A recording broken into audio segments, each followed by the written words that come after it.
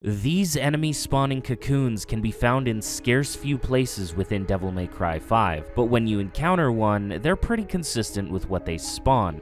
At least, that's what I thought, until my world got flipped upside down. My buddy the Toaster Gent and I were goofing around in Mission 7 when this happened. What? What? What? What? What? Wait. What? Is that intent? Is that what? A spawner that had only spawned riots suddenly spat out a death scissors. It was equal parts confusing and hilarious, but it also brought into question everything I knew about these Clyphod cocoons. As a result, I decided to go on an expedition to unravel the mystery of the spawner anomaly.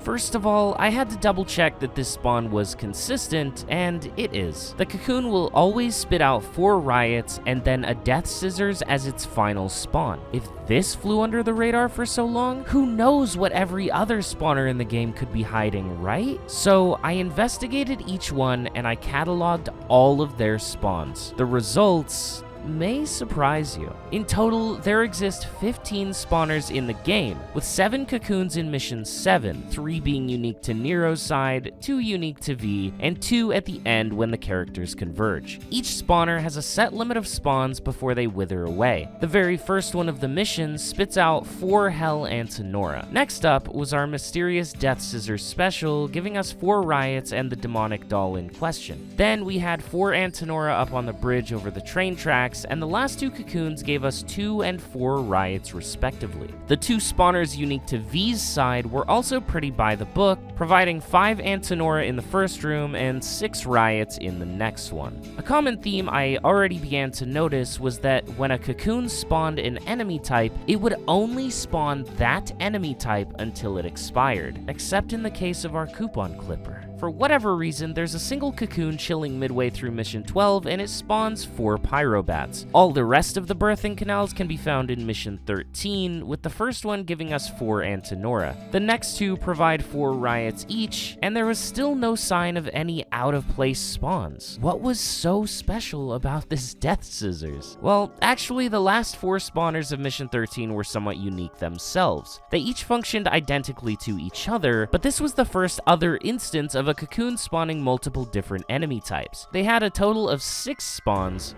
with the order going something like this: 1 Chaos, 1 Antinora, 2 more Chaos, another Antinora, and finally another Chaos. As I said, each of the 4 cocoons here followed this same formula, and the spawn order was consistent each time. And that's all the spawners in the game. So while there was another instance of multiple enemy types coming from a cocoon, there was a sort of order and purpose to it. But the singular Death Scissors appearing after 4 riots still just felt so random. Now, if you've watched this far into the video and you're familiar with DMC5, you might be questioning the elephant in the room. All of this testing was done on Son of Sparta difficulty, which features rearranged enemy placements. So how do any of these findings actually hold up on Devil Hunter, which has default or vanilla enemy placements?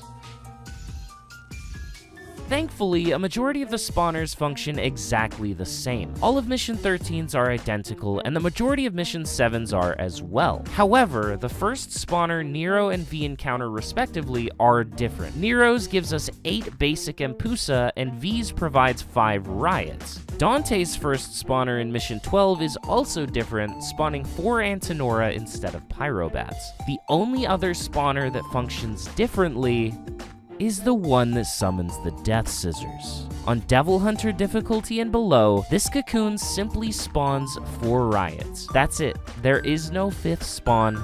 There is no anomaly. So theoretically, you could chalk the random Death Scissors up to rearranged enemies, but that still doesn't make much sense to me. Why do none of the other spawners have random or different enemies on Son of Sparta? And even the spawners that are different when rearranged still follow the rule of summoning a single enemy type.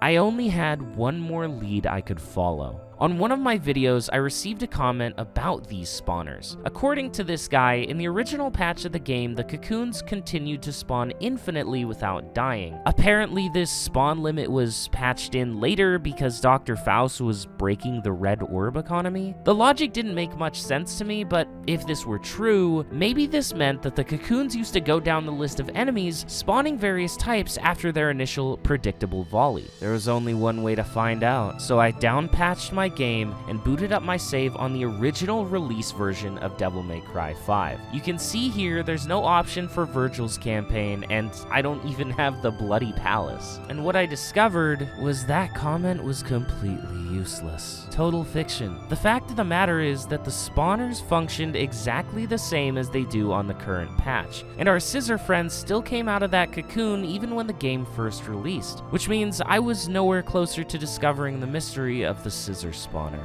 But maybe it's not meant to be solved. Maybe it's not even meant to make sense. Perhaps the person who coded this cocoon was just feeling silly and threw the scissor spawner in there as an Easter egg. And a damn good one considering I'd never seen it in my 1100 hours of playtime. And honestly, I'm content with leaving it at that. I hope you guys enjoyed a bit of info and deep diving into how the spawners work, and if you ever find yourself in Mission 7, don't forget to stop off and say hi to our unique little friend. That's all from me, so take care and have a wonderful day. Sayonara.